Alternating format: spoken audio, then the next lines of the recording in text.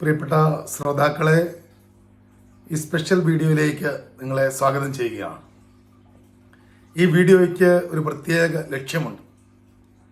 ഇത് എല്ലാ കേരളീയർക്കും വേണ്ടി, പ്രത്യേകിച്ച് വിവിധ മതങ്ങളിൽപ്പെടുന്നവർ, ഹൈന്ദവ സഹോദരങ്ങൾ, മുസ്ലിം സഹോദരങ്ങൾ, ക്രിസ്ത്യാനികൾ, വിവിധങ്ങളായ രാഷ്ട്രീയ പാർട്ടികളിലുള്ളവർ, സത്യത്തെക്കുറിച്ച് അറിയുവാൻ ആഗ്രഹിക്കുന്നവർ, അങ്ങനെ എല്ലാ തുറകളിലുമുള്ളവരെ സ്നേഹത്തോടെ ഈ വീഡിയോയിലേക്ക് സ്വാഗതം ചെയ്യുന്നു. ഈ വീഡിയോ നിങ്ങൾ മുഴുവനായി കാണണം, കേൾക്കണമെന്ന് അപേക്ഷിക്കുകയാണ്. മാനവ ചരിത്രത്തിലെ വളരെ പ്രാധാന്യമേറിയ ഒരു ആഴ്ചയുടെ ഓർമ്മ കടന്നുപോകുന്ന ഒരു വാരത്തിലാണ് നമ്മൾ.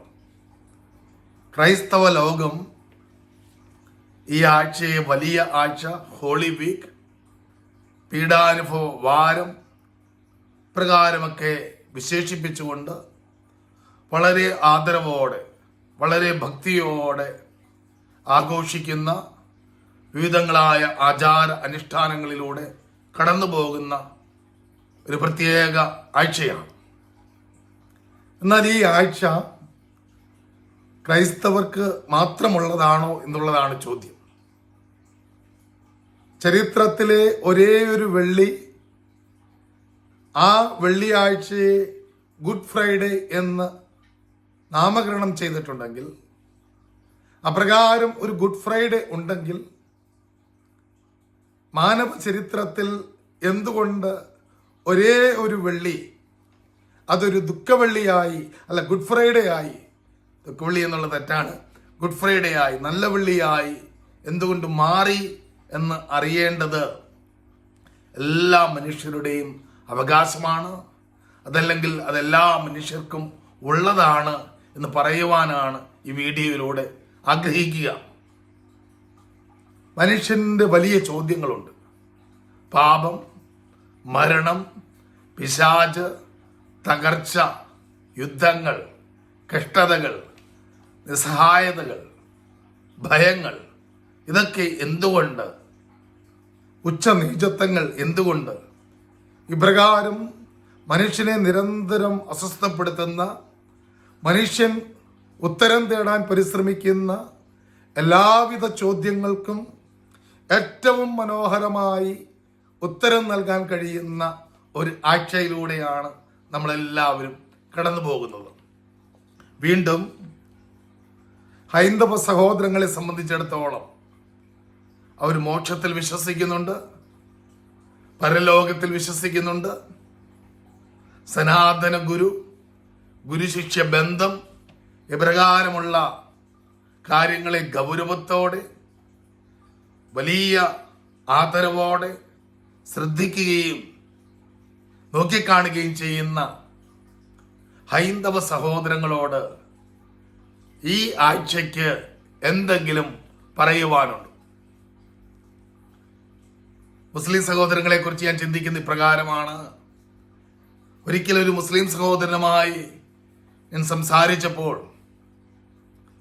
അദ്ദേഹത്തോട് ഞാൻ ചോദിച്ചു, നിങ്ങളുടെ മതഗ്രന്ഥത്തിൽ പറയുന്ന പ്രവാചകനായ മുഹമ്മദ് നബി ഒരു സ്ത്രീയിൽ നിന്നും പുരുഷനിൽ നിന്നും ജനിച്ചു. ബൈബിളിലെയും ഖുറാനിലെയും ഈസാ നബിയും യേശുക്രിസ്തുവും തമ്മിൽ അന്തരമുണ്ടെങ്കിലും ബൈബിളിലെ യേശുക്രിസ്തു തന്നെയാണ് ഖുറാനിലെ ഈസാ നബി എന്ന് നിങ്ങൾ വിശ്വസിക്കുന്നതിൻ്റെ അടിസ്ഥാനത്തിൽ എന്തുകൊണ്ടാണ് അവസാന പ്രവാചകൻ അല്ല എന്ന് നിങ്ങൾ പറയുന്നെങ്കിലും ഈസാ നബിക്ക് ഒരു പ്രത്യേക ജന്മം ഖുറാനിൽ കൽപ്പിച്ചു നൽകിയിരിക്കുന്നത്? അദ്ദേഹത്തിന് അതിന് ഉത്തരമില്ലായിരുന്നു. ആ ഉത്തരം നമ്മൾ ഈ വീഡിയോയിൽ കാണുക തന്നെ ചെയ്യും. പ്രിയപ്പെട്ടവരെ, അതുപോലെ തന്നെ നിരീശ്വരവാദികൾ അനേകം പേര് ഒത്തിരി നല്ല മനുഷ്യരാണ്.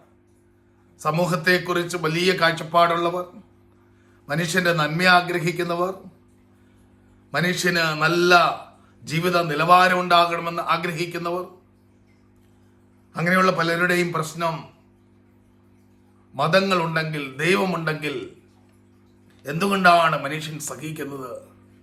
എന്തുകൊണ്ടാണ് പിഞ്ചു കുഞ്ഞുങ്ങൾ മരിച്ചു പോകുന്നത്? എന്തുകൊണ്ടാണ് യുദ്ധക്കെടുതികൾ ഉണ്ടാകുന്നത്? എന്തുകൊണ്ടാണ് അക്രമങ്ങൾ, അനീതികൾ അമർച്ച ചെയ്യപ്പെടാത്തത്? ഇങ്ങനെ വിഷമിക്കുന്ന അനേക നിരീശ്വരവാദികളെ നമുക്ക് കാണാൻ സാധിക്കും. അവർക്കും ഈ ആഴ്ച തീർച്ചയായും ഉത്തരം നൽകുന്നുണ്ട്. വീണ്ടും പ്രിയപ്പെട്ട സഹോദരങ്ങളെ, നമുക്ക് ഈ ആഴ്ച ഒരു ക്രൈസ്തവ ലോകത്തിന്റെ മാത്രം ആഴ്ചയായി മാറാൻ കാരണം എന്താണ്? എൻ്റെ ദൈവം നിന്റെ ദൈവം എന്ന കാഴ്ചപ്പാടിലൂടെ നമ്മൾ വളർന്നു വന്നതുകൊണ്ട് നമ്മുടെ മതപരമായ ആഘോഷങ്ങൾ, എൻ്റെ മതത്തിൻ്റെ ആഘോഷം, നിന്റെ മതത്തിൻ്റെ ആഘോഷം എന്നുള്ള ഒരു കാഴ്ചപ്പാടിൽ പ്രായോഗികമായി അപ്രകാരം വളർന്നു വന്നതുകൊണ്ട് എല്ലാ മനുഷ്യനും അവകാശപ്പെട്ട, എല്ലാ മനുഷ്യരും ആഘോഷിക്കേണ്ട, എല്ലാ മനുഷ്യരും ഏറ്റുപറയേണ്ട ഈ അതീവ പ്രാധാന്യമുള്ള ഈ ആഴ്ച ക്രിസ്ത്യാനികളുടെ മാത്രമായി, ക്രൈസ്തവ ലോകത്തിന്റെ മാത്രമായി മാറുന്നു എന്നുള്ളത് ദുഃഖകരമാണ്. യേശുക്രിസ്തു കുരിശിൽ നേടിയ നീതീകരണം, സ്വാതന്ത്ര്യം, അത് അതിൻ്റെ യഥാർത്ഥമായ ആഴത്തിൽ അനുഭവിക്കാൻ സാധിക്കാത്ത ബഹുഭൂരിപക്ഷം ക്രിസ്ത്യാനികളുണ്ട് എന്നുള്ളതും ദുഃഖകരമാണ്. അവരെ സംബന്ധിച്ചിടത്തോളം ഇന്നും മലകയറ്റവും, അവർ ചുമക്കുന്ന കുരിശും, അവർ മുട്ടിലെഴുന്നതിൻ്റെ പ്രാധാന്യവും, അവർ ചെയ്യുന്ന പ്രവൃത്തികളുടെ പ്രാധാന്യവും മാത്രം ലക്ഷ്യമാക്കിക്കൊണ്ട് തങ്ങളുടെ ജീവിതത്തിൻ്റെ സംതൃപ്തി, തങ്ങളുടെ ആധ്യാത്മികതയുടെ വളർച്ച അളക്കുന്ന ബഹുഭൂരിപക്ഷം ക്രിസ്ത്യാനികൾ എന്ന് പറയുന്നവരും ഉണ്ട് എന്നുള്ളത് ഈ ആഴ്ച നമ്മൾ വിചിന്തനം ചെയ്യേണ്ടതാണ്. ആമുഖമായി ഇതൊക്കെ പറഞ്ഞിട്ട് ഈ വീഡിയോയിലെ പ്രധാനപ്പെട്ട ചില മേഖലകളിലേക്ക്, വിശുദ്ധ ഗ്രന്ഥം, വിശുദ്ധ ബൈബിൾ പറയുന്ന ചില സത്യങ്ങളിലേക്ക് ശ്രോതാക്കളുടെ ശ്രദ്ധ ആകർഷിക്കുകയാണ്. ഒന്നാമതായി, ഇത് കാണുന്ന, ഇത് കേൾക്കുന്ന സകലരോടും എനിക്ക് പങ്കുവയ്ക്കുവാനുള്ളത്, യേശു ക്രിസ്തു യഥാർത്ഥ ദൈവമാണ്. യേശു ക്രിസ്തു സകല മനുഷ്യരുടെയും ദൈവമാണ്. യേശു ക്രിസ്തു സകല മനുഷ്യർക്കും വേണ്ടി ബലിയായി മാറിയ, എല്ലാവരെയും രക്ഷിക്കാൻ വേണ്ടി സ്വർഗം വിട്ടിറങ്ങിയ സത്യദൈവമാണ് യേശു ക്രിസ്തു എന്ന യാഥാർത്ഥ്യമാണ് നമ്മൾ ആദ്യം പങ്കുവയ്ക്കുക. അതിന് ഞാൻ വിശുദ്ധ ബൈബിളിലെ ഏറ്റവും പ്രാധാന്യമേറിയ ചില വാക്യങ്ങൾ പ്രേക്ഷകരുമായി, ശ്രോതാക്കളുമായി പങ്കുവയ്ക്കും. 1 യോഹന്നാൻ 4:10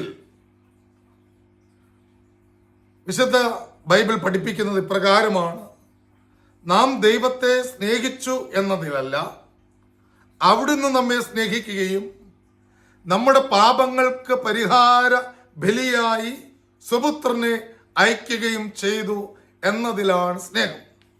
അപ്പൊ യേശു ക്രിസ്തു മനുഷ്യ പാപങ്ങൾക്ക് വേണ്ടി അയക്കപ്പെട്ടു എന്നുള്ള ഒരു സത്യം ഈ വിശുദ്ധ ബൈബിളിലൂടെ ലോകത്തിന് വെളിപ്പെടുത്തുകയാണ്. വീണ്ടും 1 യോഹന്നാൻ 4:14 പിതാവ് തൻ്റെ പുത്രനെ ലോകരക്ഷകനായി അയച്ചു എന്ന് ഞങ്ങൾ അറിഞ്ഞിരിക്കുന്നു, ഞങ്ങൾ അത് സാക്ഷ്യപ്പെടുത്തുന്നു. യേശുക്രിസ്തു ലോകരക്ഷകനാണ്, ക്രിസ്ത്യാനികളുടെ രക്ഷകനല്ല, ഒരു മതത്തിൻ്റെ രക്ഷകനല്ല. യേശുക്രിസ്തു ലോകരക്ഷകനാണ് എന്ന് ഞങ്ങൾ അറിഞ്ഞിരിക്കുന്നു. ഈ സത്യമാണ് ഈ വലിയ ആഴ്ചയിൽ, ഈ ഹിസ്റ്റോറിക്കൽ വീക്കിൽ എല്ലാ മനുഷ്യരും അറിയേണ്ടതും ആഘോഷിക്കേണ്ടതും. 1 യോഹന്നാൻ 2:2 അവൻ നമ്മുടെ പാപങ്ങൾക്ക് പരിഹാര ബലിയാണ്, നമ്മുടെ മാത്രമല്ല ലോകം മുഴുവൻ്റെയും പാപങ്ങൾക്ക്. പ്രിയപ്പെട്ടവരെ, മനുഷ്യ ജീവിതത്തിൽ, എൻ്റെ ജീവിതത്തിൽ പാപമുണ്ട്, പാപത്തിൻ്റെ സ്വാധീനമുണ്ട് എന്ന് സമ്മതിക്കാൻ സാധിക്കുന്ന എല്ലാവർക്കും നൽകുന്ന വലിയ ഒരു സന്തോഷത്തിൻ്റെ ദൂതാണ്. അങ്ങനെ നിന്നിൽ, നിന്റെ കുടുംബത്തിൽ, നിന്റെ ജീവിതത്തിൽ പാപമുണ്ട് എങ്കിൽ, നിന്റെ സമൂഹത്തിൽ പാപമുണ്ട് എങ്കിൽ, ആ പാപത്തിന് മരുന്നായി യേശു ക്രിസ്തു ഉണ്ട്. അവൻ ലോകം മുഴുവൻ്റെയും പാപങ്ങൾക്ക് പരിഹാര ബലി ആണ് എന്ന് ദൈവത്തിൻ്റെ വചനം പഠിപ്പിക്കുന്നു. ഈ വിശുദ്ധ ബൈബിളിൽ യോഹന്നാന്റെ സുവിശേഷം 12-ാം അധ്യായം 32-ാം തിരുവചനം, ഞാൻ ഭൂമിയിൽ നിന്ന് ഉയർത്തപ്പെടുമ്പോൾ എല്ലാ മനുഷ്യരെയും എന്നിലേക്ക് ആകർഷിക്കും. യേശുവിൻ്റെ വാക്കുകളാണ്. ഞാൻ കുരിശിൽ ഉയർത്തപ്പെടുമ്പോൾ എല്ലാ മനുഷ്യരെയും എന്നിലേക്ക് ആകർഷിക്കുമെന്ന് യേശു പറയുകയാണ്. മറ്റൊരു തിരുലിഖിതം 2 കൊരിന്തോസ് 5:21, എന്തെന്നാൽ അവനിൽ നാം എല്ലാവരും ദൈവത്തിൻ്റെ നീതിയാകേണ്ടതിന് പാപമറിയാത്തവനെ ദൈവം നമുക്ക് വേണ്ടി പാപമാക്കി. യേശുക്രിസ്തു നമുക്ക് വേണ്ടി പാപമായി തീർന്നുകൊണ്ട്, ഒരിക്കലും പാപം ചെയ്തിട്ടില്ലാത്ത യേശുക്രിസ്തു നമുക്ക് വേണ്ടി പാപമായി മാറി, പാപപരിഹാര ബലി ഏറ്റെടുത്ത് കുരിശിൽ മരിച്ച് പാപത്തിൽ നിന്ന് നമ്മളെ രക്ഷിച്ചു, വീണ്ടെടുത്തു എന്നുള്ള സത്യമാണ് വിശുദ്ധ ഗ്രന്ഥം ലോകത്തോട് വിളിച്ചു പറയുക. അതുകൊണ്ടാണ് വിശുദ്ധ ബൈബിളിലെ മനോഹരമായ ഒരു തിരുവചനം യോഹന്നാൻ 3:16, അവനിൽ വിശ്വസിക്കുന്ന ഏവനും നശിച്ചു പോകാതെ നിത്യജീവൻ പ്രാപിക്കുന്നതിന് വേണ്ടി തൻ്റെ ഏകജാതനെ നൽകാൻ തക്കവിധം ദൈവം ലോകത്തെ അത്രമാത്രം സ്നേഹിച്ചു. ഏകജാതൻ എന്ന് പറയുമ്പോൾ ദൈവത്തിൻ്റെ തന്നെ സത്തയാണ്. ദൈവത്തിൻ്റെ സത്തയായ ദൈവപുത്രൻ ലോകം മുഴുവൻ്റെയും രക്ഷയ്ക്കായി മരിച്ചു എന്ന് വിശുദ്ധ ഗ്രന്ഥം പ്രഖ്യാപിക്കുകയാണ്.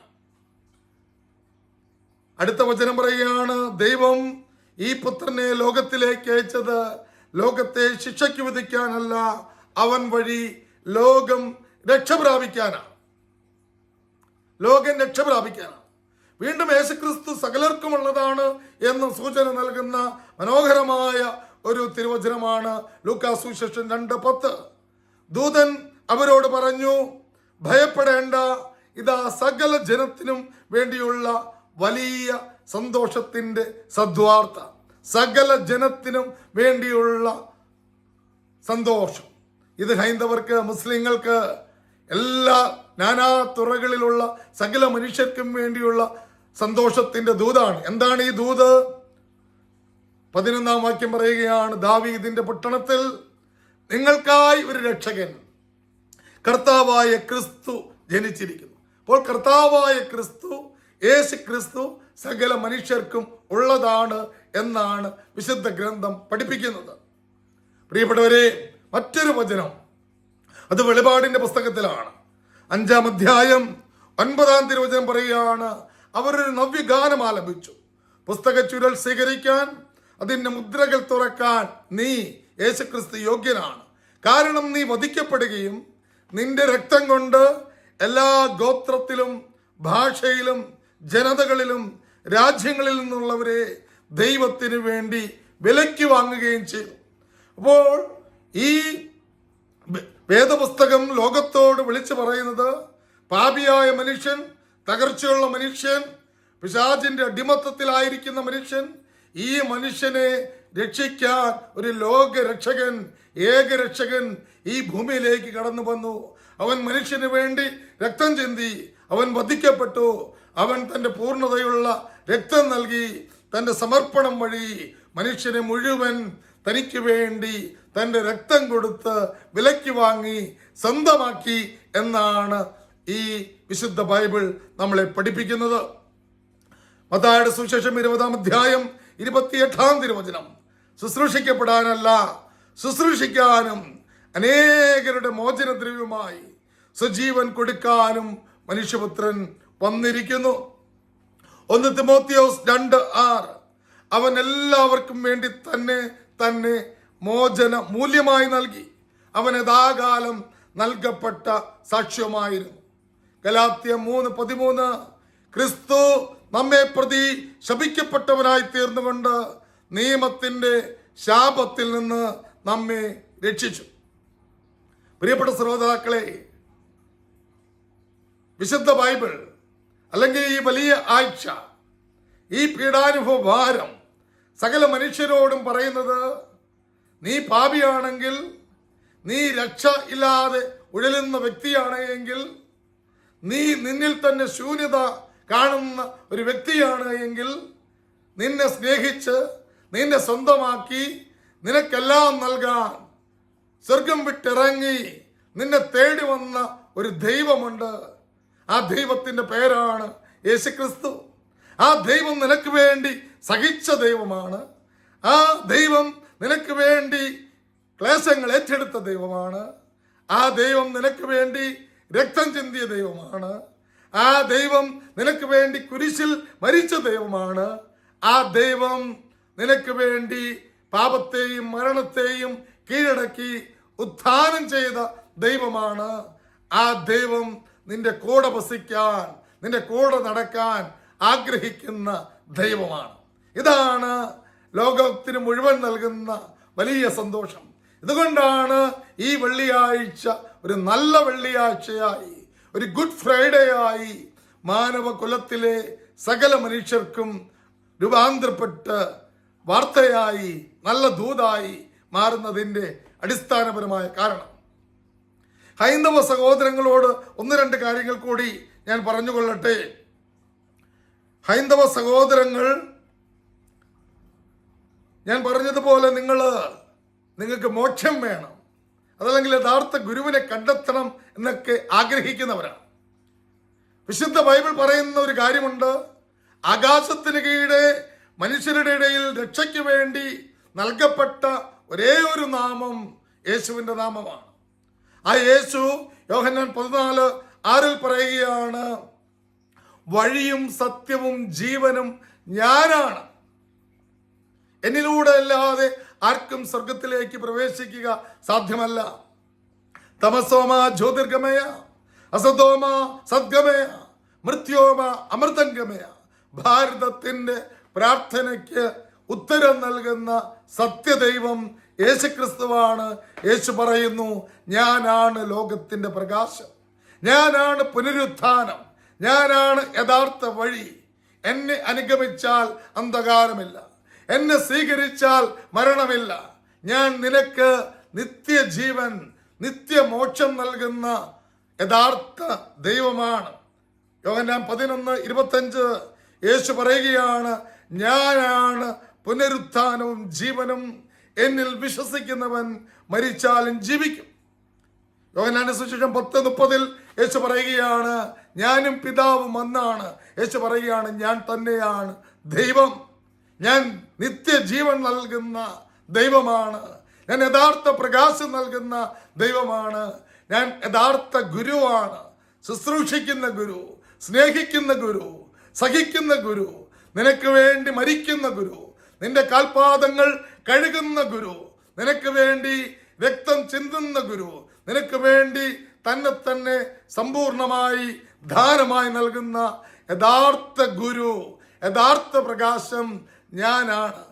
പ്രിയപ്പെട്ട ഹൈന്ദവ സഹോദരങ്ങളെ, ഈ സനാതന ഗുരുവിനെ, ഈ ലോകൈക ഗുരുവിനെ, ഈ യഥാർത്ഥ ദൈവത്തെ സ്വന്തമാക്കാനുള്ള അവകാശം നിങ്ങൾക്കുണ്ട്.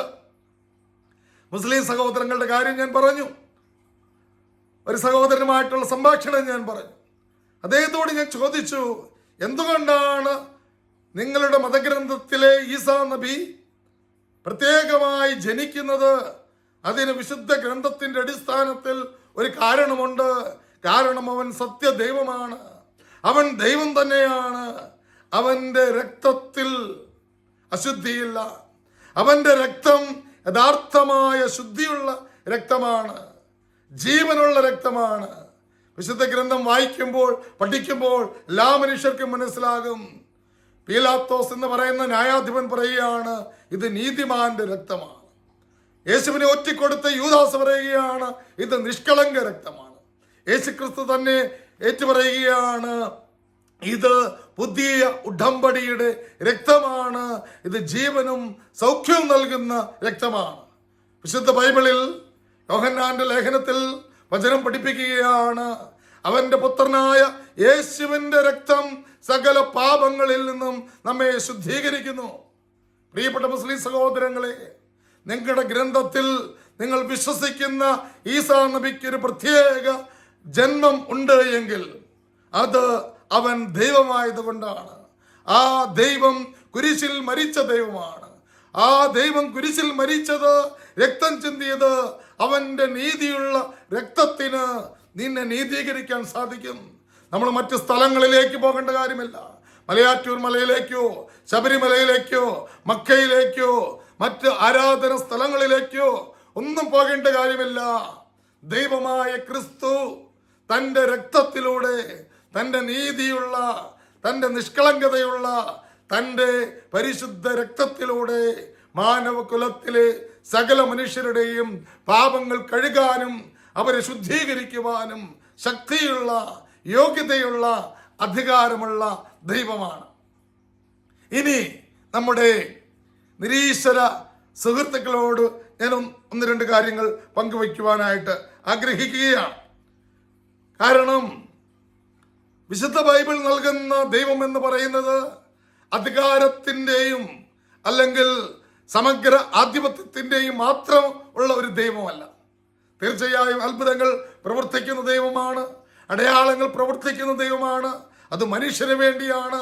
അവന്റെ തകർച്ച, അവന്റെ വേദന, അവന്റെ ദുഃഖം കാണുമ്പോൾ ഉള്ളലിഞ്ഞ് അവനെ രക്ഷിക്കാൻ അത്ഭുതങ്ങളും അടയാളങ്ങളും ചെയ്യുന്ന ദൈവം. എന്നാൽ ഈ ദൈവം തന്റെ ജീവിതത്തിൽ ചെയ്യുന്ന ചില കാര്യങ്ങൾ യെശയ്യാ പ്രവചനം 50:6 പറയുകയാണ്, അടിച്ചവർക്ക് പുറവും താടിമീശ പറിച്ചവർക്ക് കവിളുകളും ഞാൻ കാണിച്ചു കൊടുത്തു. നിന്ദയിൽ നിന്നും തുപ്പലിൽ നിന്നും ഞാൻ മുഖം തിരിച്ചില്ല. നിന്ദയിൽ നിന്ന് തുപ്പലിൽ നിന്ന് മുഖം തിരിക്കാത്ത, നിന്ദനങ്ങൾ ഏറ്റുവാങ്ങുന്ന ഒരു ദൈവത്തെ വിശുദ്ധ ഗ്രന്ഥം ലോകത്തിന് വെളിപ്പെടുത്തുകയാണ്. വീണ്ടും യെശയ്യാ 53:4-5 അവൻ നിന്ദിക്കപ്പെട്ടു, നാം അവരെ ബഹുമാനിച്ചതുമില്ല. നമ്മുടെ വേദനകളാണ് യഥാർത്ഥത്തിൽ അവൻ വഹിച്ചത്, നമ്മുടെ ദുഃഖങ്ങളാണ് അവൻ ചുമന്നത്. ദൈവം അവനെ പ്രഹരിക്കുകയും ശിക്ഷിക്കുകയും ദണ്ഡിപ്പിക്കുകയും ചെയ്തെന്ന് നാം കരുതി. നമ്മുടെ അതിക്രമങ്ങൾക്ക് വേണ്ടി അവൻ മുറിവേൽപ്പിക്കപ്പെട്ടു, നമ്മുടെ അകൃത്യങ്ങൾക്ക് വേണ്ടി ക്ഷതമേൽപ്പിക്കപ്പെട്ടു. അവന്റെ മേലുള്ള ശിക്ഷ നമുക്ക് രക്ഷ നൽകി. അവന്റെ ക്ഷതങ്ങളാൽ നാം സൗഖ്യം പ്രാപിച്ചു. വീണ്ടും പുതിയ നിയമത്തിൽ മത്തായിയുടെ സുവിശേഷം 26-ാം അധ്യായം 53-ാം തിരുവചനത്തിൽ യേശു പറയുന്ന, മനുഷ്യന് വേണ്ടി സഹിക്കുന്ന, മനുഷ്യന് വേണ്ടി വിചാരണ ചെയ്യപ്പെടുന്ന സത്യദൈവം പറയുന്ന ഒരു കാര്യമുണ്ട്. എനിക്ക് എൻ്റെ പിതാവിനോട് അപേക്ഷിക്കാൻ കഴിയുകയില്ലെന്നും ഉടൻ തന്നെ അവിടുന്ന് എനിക്ക് തൻ്റെ ദൂതന്മാരുടെ 12-ലേറെ വ്യൂഹങ്ങളെ അയച്ചു തരികയില്ലെന്നും നീ വിചാരിക്കുന്നുവോ? യേശുക്രിസ്തു ലോകത്തോട് പ്രഖ്യാപിക്കുകയാണ്, ഞാൻ അധികാരമുള്ള, ആധിപത്യമുള്ള, എല്ലാറ്റിൻ്റെയും ഉടയവനായ ദൈവമാണ്. എന്നാൽ ഞാൻ ഈ ഭൂമിയിലേക്ക് ഇറങ്ങി വന്നത് നിന്നെ സ്വന്തമാക്കാനാണ്, നിനക്ക് വേണ്ടി സഹിക്കാനാണ്, നിനക്ക് വേണ്ടി വാവിട്ട് കരയുവാനാണ്, നിനക്ക് വേണ്ടി കുരിശിലേറുവാനാണ്, നിനക്ക് വേണ്ടി രക്തം ചിന്തി മരിച്ച് നിനക്ക് നഷ്ടപ്പെട്ട സ്വർഗം, നിനക്ക് നഷ്ടപ്പെട്ട നിത്യത നിനക്ക് വീണ്ടും നൽകുവാൻ കടന്നു വന്ന ദൈവമാണ് ഞാൻ എന്ന് ഈ വിശുദ്ധ ഗ്രന്ഥം നമ്മളോട് പറയുകയാണ്. വീണ്ടും ഹെബ്രായ ലേഖനത്തിൽ പറയുന്നുണ്ട്, ഈ ദൈവപുത്രൻ വീണ്ടും വരും.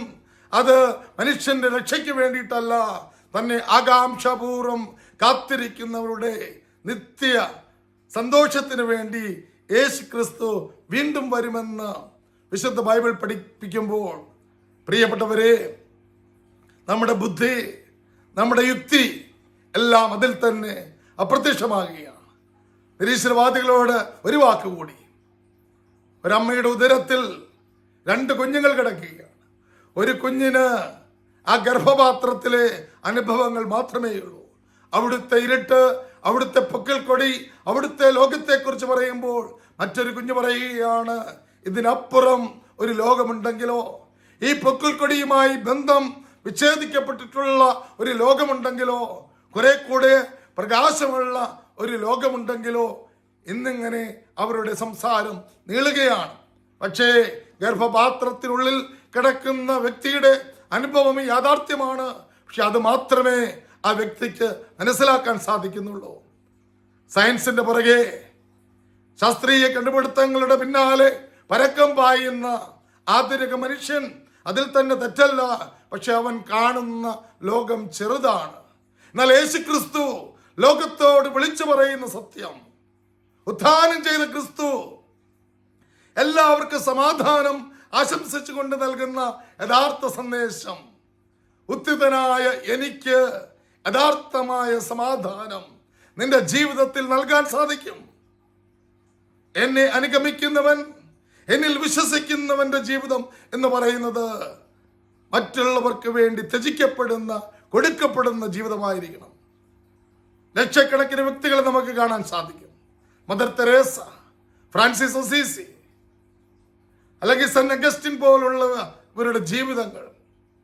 അവർ യേശുവിനെ കണ്ടെത്തി തങ്ങളെ തന്നെ മറ്റുള്ളവർക്കായി കൊടുത്തു കഴിഞ്ഞപ്പോൾ അനേകായിരങ്ങളുടെ ജീവിതങ്ങളിൽ സമാധാനം നിറയപ്പെടുകയാണ്, സൗഖ്യം നിറയപ്പെടുകയാണ്, ആനന്ദം നിറയപ്പെടുകയാണ്. പ്രിയപ്പെട്ട ശ്രോതാക്കളെ, യേശുവിനെ അനുഗമിക്കുന്ന വ്യക്തി, യേശുവിനെ സ്വന്തമാക്കുന്ന വ്യക്തി, അവൻ തനിക്ക് എന്ത് ലഭിക്കുമെന്നല്ല ചിന്തിക്കുക, ലോകത്തിന്, മറ്റുള്ളവർക്ക് തൻ്റെ ദൈവത്തിലൂടെ, തൻ്റെ രക്ഷകനിലൂടെ തനിക്ക് എന്തൊക്കെ ചെയ്യാൻ സാധിക്കുമെന്ന് ചിന്തിക്കുകയും അതനുസരിച്ച് പ്രവർത്തിച്ച് എല്ലാവർക്കും അനുഗ്രഹമാകുന്ന ഒരു ജീവിതമാണ്. അതുകൊണ്ട് ഈ വീഡിയോ കാണുന്ന, ഈ വീഡിയോ കേട്ടുകൊണ്ടിരിക്കുന്ന നിങ്ങളുടെ മുമ്പിൽ ഒരു സന്തോഷത്തിൻ്റെ വർത്തമാനം ഞാൻ പങ്കുവെക്കുകയാണ്. നീ തകർക്കപ്പെട്ട വ്യക്തിയാണെങ്കിൽ, നീ സഹിക്കുന്ന വ്യക്തിയാണെങ്കിൽ, നീ പാപത്തിന്റെ അടിമത്തത്തിൽ കഴിയുന്ന വ്യക്തിയാണെങ്കിൽ, നീ ശാപത്തിന്റെ അടിമത്തത്തിൽ കഴിയുന്ന വ്യക്തിയാണെങ്കിൽ, നിനക്കാരുമില്ല എന്ന് ചിന്തിക്കുന്ന വ്യക്തിയാണെങ്കിൽ, നിനക്ക് ഞാനുണ്ട് എന്ന് പറഞ്ഞ് സ്വർഗം വിട്ടിറങ്ങി ഈ ഭൂമിയിലൂടെ നടന്ന്, ഈ ഭൂമിയിലൂടെ പ്രബോധനങ്ങൾ നൽകി, തൻ്റെ ജീവിതം, തനിക്കുള്ളത് സകലതും തന്നിൽ വിശ്വസിക്കുന്നവർക്ക് നൽകിയ ഒരു യഥാർത്ഥ ദൈവത്തെ നീ സ്വന്തമാക്കണം. ഈ സത്യ ദൈവത്തിന് നിന്റെ ജീവിതത്തിലെ പാപത്തിന്റെ അടിമത്തത്തെ എടുത്തു മാറ്റാൻ സാധിക്കും. ഈ സത്യ ദൈവത്തിന് നിന്റെ ജീവിതത്തിലെ അന്ധകാരത്തെ എടുത്തു മാറ്റാൻ സാധിക്കും. ഈ സത്യ ദൈവത്തിന് നിന്റെ ഹൃദയത്തിലെ ശൂന്യതയെ എടുത്തു മാറ്റാൻ സാധിക്കും. ഈ സത്യ ദൈവത്തിന് നിന്നിലുള്ള മരണ ഭയത്തെ എടുത്തു മാറ്റാൻ സാധിക്കും. ഈ സത്യ ദൈവത്തിന് നീ വിലയുള്ളവരാണ് എന്നുള്ള ബോധ്യം നിന്റെ ആത്മാവിൽ, നിന്റെ ശരീരത്തിൽ, നിന്റെ മനസ്സിൽ നൽകാൻ സാധിക്കും.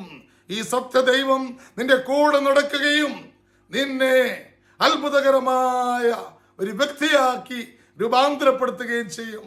അവന്റെ സ്നേഹം, അവന്റെ സാന്നിധ്യം, അവന്റെ വചനം നിന്റെ ജീവിതത്തിന് ഏറ്റവും ആനന്ദം നൽകുന്ന ഒന്നായി മാറും.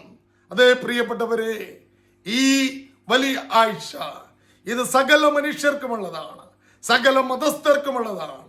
ഇന്ന് വരെ ഈ സത്യം നീ തിരിച്ചറിയാതെ പോയെങ്കിൽ, ഇന്ന് വരെ ക്രിസ്ത്യാനികളായ ഞങ്ങൾ ഈ സത്യം നിന്നോട് പങ്കുവയ്ക്കാൻ പരാജയപ്പെട്ടതിൽ മാപ്പ് ചോദിക്കുകയാണ്. പ്രിയപ്പെട്ടവരെ, സത്യദൈവമായ, ഏകരക്ഷകനായ, ഏക കർത്താവായ യേശുക്രിസ്തുവിനെ സ്വന്തമാക്കാൻ, യേശുക്രിസ്തുവിനെ ഏറ്റുപറയാൻ, അവന്റെ സ്വന്തമായി തീരാനുള്ള അവകാശം ഈ ഭൂമിയിൽ ജീവിക്കുന്ന സകല മനുഷ്യർക്കുമുള്ളതാണ്. അവനെ സ്വന്തമാക്കി അവന്റെ സമാധാനത്തിൽ ജീവിക്കാൻ നമുക്കെല്ലാവർക്കും സാധിക്കട്ടെ എന്ന് ഞാൻ ആശംസിക്കുകയാണ്. തുടർന്ന് ഒരു ചെറിയ പ്രാർത്ഥന.